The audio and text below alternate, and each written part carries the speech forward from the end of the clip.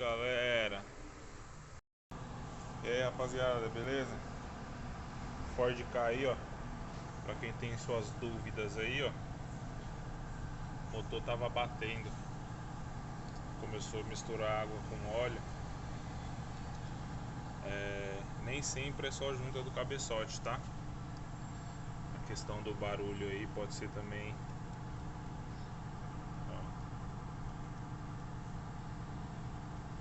folga, tá?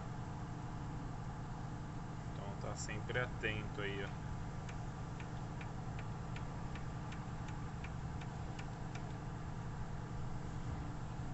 Tá vendo?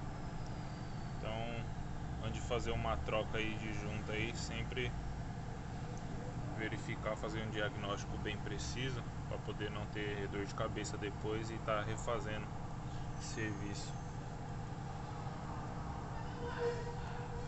O barulho é esse daí, né? A parte do cabeçote aí também tá bastante afetada. Tá vendo? Que tem que levar numa retífica. Parte de válvula empenada.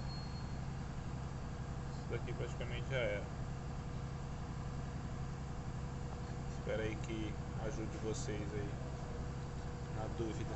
Ford Ka aí com barulho no motor, falhamento, e começou a misturar água com óleo.